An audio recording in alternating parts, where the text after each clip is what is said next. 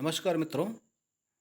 आपने तो सुन ही लिया होगा कि चंदा मामा दूर के अब नहीं रहे, बल्कि चंदा मामा टूर के अर्थात पर्यटन के।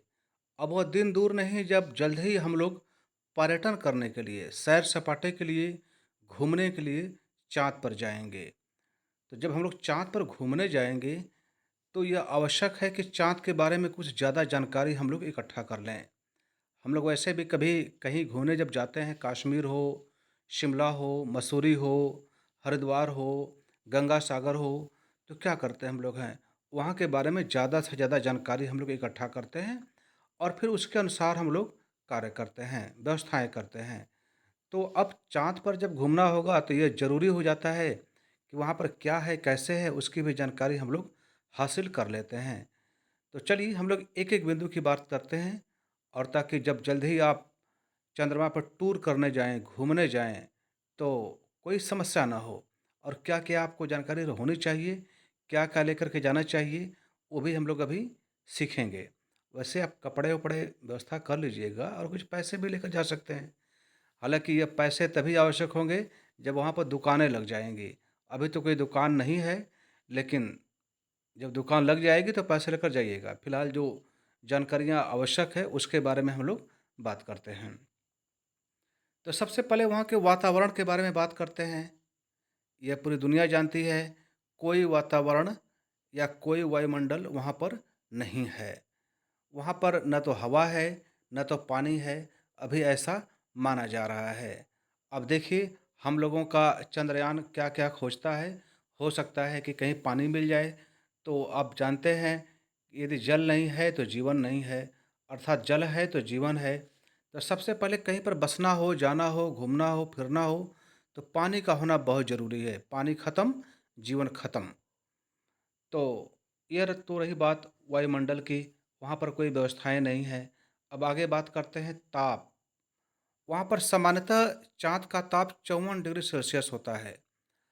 अब समस्या है कि देखिए हम लोगों को तो इतना ज़्यादा गर्मी में रहने का अनुभव नहीं है और हम लोग नहीं रह पाएँगे। जब हम लोगों के पास 40 से 42 हो जाता है केवल, तो हम लोग घरों में दुबक जाते हैं। अब सोचिए 54 डिग्री पर हम लोग चाँद पर कैसे रह सकते हैं?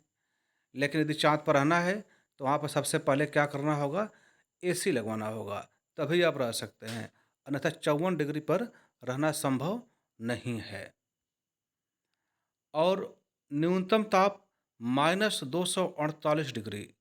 ज़रा सोच लीजिए कि जब हम लोगों के यहाँ 2, 3, 4 या 1 डिग्री टेम्परेचर जब आ जाता है, तो हम लोग हाय-हाय करने लगते हैं और गुस्सा होते हैं कि भगवान जी बड़े अन्याय कर रहे हैं। लेकिन जहाँ -248 डिग्री ताप हो जाएगा, वहाँ तो आप सोचिए कि खून जम करके क्या पत्थर बन जाएगा। क्या से क्या हो जाएगा कल्पना की जा सकती है। तो इस अवस्था में रहना होगा, तो वो तो असंभव है। बस आप जो सोच रहे हैं कि कैसे रहा जा सकता है 54 डिग्री ताप में या न्यूनतम -248 डिग्री में, आप जो सोच सकते हैं वही संभव है, अन्यथा वहाँ पर जीवन असंभव है। पृथ्वी से दूरी 3,84,400 किलोमीटर है। अब देखिए हम लोग की जो हवाई जहाज़ है, सामान्यतः क्या होता है 300-400 किलोमीटर प्रति घंटे के हिसाब से चलते हैं और रेलगाड़ी 100 किलोमीटर प्रति घंटे की चाल से चलती है। तो अब सोचिए कि किस चाल से चलना होगा कि हम लोग अ, चाँद पर पहुँच सकते हैं। 3,84,400 किलोमीटर। अगर जो है हम लोग 1 घंटे में 100 किलोमीटर यदि जाते हैं, तो ज़रा अंदाज़ा लगा सकते हैं कि 3,84,400 किलोमीटर जाने में कितना समय लगेगा? ज़रा आप 100 से डिवाइड करके देखिएगा क्या उत्तर आता है और फिर उसको दिनों में कन्वर्ट कर लीजिएगा। अब जब चाँद पर हम लोग उतरेंगे, तो अब ये भी आवश्यक हो जाता है कि चाँद किस चीज़ का बना है। जैसे कि हम लोग पृथ्वी पर देखते हैं कि मिट्टी है तो उस पर बहुत सारे रासायनिक तत्व भी पाए जाते हैं। लेकिन चाँद की पपड़ी किसकी बनी होती है? अब देखिए जिन-जिन चीज़ों की पपड़ी बनी होती है, मैंने यहाँ पर लिखा हुआ है। सबसे पहले ओ, ओ का तो मतलब आप जानते ही हैं। जब आप रसायन विज्ञान में मेंडलीव की सारणी पढ़ेंगे तो तत्वों की जानकारी उसमें दी गई है। आप जानते हैं कि वहाँ पर 4 प्रकार के ब्लॉक होते हैं, एस, पी, डी और एफ। तो यहाँ पर कुछ तत्व लिखे गए हैं जो मुख्य रूप से एस, पी और डी ब्लॉक में पाए जाते हैं। देखिए जैसे सबसे पहले क्या है, O for oxygen, silicon, magnesium, iron, calcium, ये सब जो है तत्व वहाँ पाए जाते हैं उसकी पपड़ी में। अब मैंने अंत में लिखा हुआ है एल। क्या आप बता सकते हैं कि एल का मतलब क्या होता है? आप कमेंट बॉक्स में लिख करके मुझे बतलाएं कि एल क्या होता है। और कुछ रेडियो एक्टिव तत्व भी पाए जाते हैं उसकी पपड़ी पर, लेकिन बहुत ही कम मात्रा में। तो सबसे पहले तो आप एल का मतलब लिख करके बतलाएं कि क्या होता है। अब वहाँ पर जब बात करेंगे गड्ढों की संख्या, इतने सारे गड्ढे हैं कि वहाँ पर आप साइकिल भी नहीं चला सकते हैं। अब क्यों नहीं चला सकते हैं? कारण उसके पीछे यह है कि जो छोटे-छोटे उल्कापिंड हैं या क्षुद्र ग्रह हैं, ये सब चंद्रमा से अक्सर टकराते रहते हैं। और जब टकराते हैं जब-जब, तो क्या होता है कि वहाँ पे एक बड़ा गड्ढा बन जाता है। तो इस समय वैज्ञानिकों का मानना है कि लगभग 14 लाख के आसपास गड्ढे बने हुए हैं। तो सोचिए कि जिस समतल पर, जिस सतह पर 14 लाख गड्ढे बने हुए हैं, आप वहाँ पर साइकिल कैसे चला सकते हैं? और बाइक और कार की तो सोच भी नहीं सकते हैं। तो अब 14 लाख गड्ढों को बारे में जानना एक बहुत ही बड़ी समस्या है। कैसे जो है आप वहाँ पर हम लोग गाड़ी मोटर चलाएँगे? कुछ और बात करते हैं। दाग वास्तव में गड्ढे हैं। पृथ्वी पर से जब हम लोग चाँद पर देखते हैं तो क्या होता है? बहुत सारे कहीं-कहीं काले-काले बिंदु दिखते हैं। वास्तव में वो कुछ नहीं, या तो गड्ढे हैं या चोटियाँ हैं या पहाड़ हैं। तो आप उन गड्ढों को देख कर के ये ना सोचें कि कोई वहाँ पर कूड़ा-करकट फेंक दिया होगा। अब एक और बात कर लेते हैं, यह वैज्ञानिक शब्द है, इम्पैक्ट क्रेटर क्या होता है? अक्सर ये पूछा जाता है। तो जब किसी ग्रह से या उपग्रह से कोई दूसरा क्षुद्र ग्रह या उपग्रह या ग्रह टकराता है और वहाँ पर जो गड्ढे बन जाते हैं, उसको वैज्ञानिक रूप से या वैज्ञानिक शब्दावली के रूप में हम लोग इम्पैक्ट क्रेटर कहते हैं।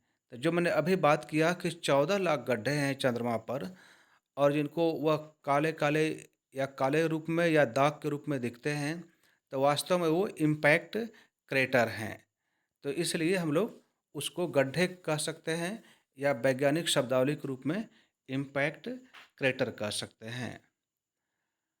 अब जैसा कि आप जानते हैं कि पृथ्वी पर सबसे ऊंची चोटी कौन सी है? बिल्कुल, माउंट एवरेस्ट है। और इसकी ऊंचाई कितनी है? 8,800 कितना? 48 या 50? कितना मीटर है? 8,848 मीटर या 8,850 मीटर?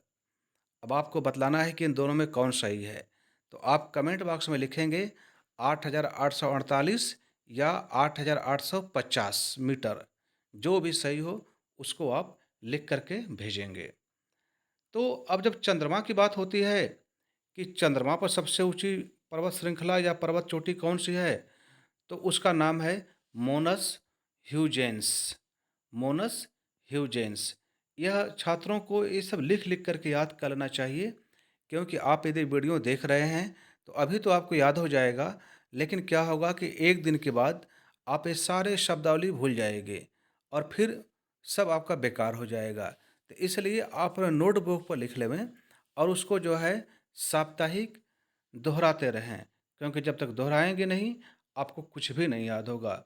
और दोहराने मात्र से ही दिमाग में किसी भी बात को रखा जा सकता है और किसी भी प्रतियोगी परीक्षा में हम लोग सफलता को प्राप्त कर सकते हैं। लिबनिज। अब देखिए लिबनिज एक गणितज्ञ भी थे। इन्होंने एक प्रमेय दिया था, वह आप गणित में पढ़ सकते हैं। लेकिन चंद्रमा पर एक पर्वत श्रृंखला भी है, तो इसके बारे में आपकी इच्छा हो तो और भी पढ़ सकते हैं। और लेकिन कम से कम इतना तो आप अवश्य जानें कि लिबनीज़ एक पर्वत श्रृंखला है जो चंद्रमा पर है, किसी अन्य ग्रह पर नहीं। आप गलती से कहीं मंगल नहीं बोल देंगे। तो लिबनीज़ चंद्रमा पर एक पर्वत श्रृंखला है। अदृश्य भाग 41%। हम लोग जितना देखते हैं पृथ्वी पर से, वो तो देखते ही हैं, लेकिन चंद्रमा का 41%, 41% हम लोगों को कभी भी दिखता नहीं है। अर्थात हम लोग थोड़ा ही देखते हैं और लगता है कि पूरा का पूरा चाँद देख रहे हैं, लेकिन 41% अदृश्य रूप में रहता है। अब चंद्रमा के बारे में एक और शब्द आ रहा है, रेजोलिथ। वैज्ञानिकों द्वारा, विद्वानों द्वारा ये बोला जा रहा है। तो वास्तव में जो चाँद पर धूल या मलबा या जो भी फालतू की सामग्रियाँ, कूड़े-करकट पड़े हुए हैं, कूड़े-करकट से मतलब है कि जो टूट-फूट या अन्य ग्रहों के टक्कर से जो बनता रहता है, उसी को हम लोग रेज़ोलिथ कहते रहते हैं। तो जो धूल है, मलबा है और जो भी अन्य ग्रहों के अवशेष हैं, वह सब क्या कहलाते हैं? रेज़ोलिथ। तो रेज़ोलिथ शब्द को आप अवश्य याद कर लेंगे। पहला इंसान नील आर्मस्ट्रांग। अब देखिए, एक लोग तो जा चुके हैं चाँद पर, अब हम लोगों को भी चलना है। नील आर्मस्ट्रांग जब ज़मीन पर अर्थात चंद्रमा की ज़मीन पर पैर रखे थे, तो उन्होंने कहा था कि यह एक छोटा-सा कदम है, लेकिन मानवता के लिए बहुत बड़ी छलांग है। मानवता बहुत आगे बढ़ रही है। तो अब जो है, जब नील आर्मस्ट्रांग जिस तरीके से पहुँचे, अब संभव है कि हम लोग उसी तरीके का उपयोग करते हुए अपने चंद्रयान 3 की सहायता से और अन्य जो मिशन मून चल रहे हैं, उसकी सहायता से जल्द ही हम भारत के लोग भी चाँद पर टहलेंगे, क्योंकि घूमने भी तो चलना है वहाँ पर। और पहला जानवर, अब पूछा जाए आपसे कि पहला जानवर कौन-सा है कि जो चाँद पर गया था? तो उस जानवर का नाम है लाइका। अब उस जानवर का नाम देखिए जो है, उसको अंग्रेजी में बिच कहते हैं, BITCH।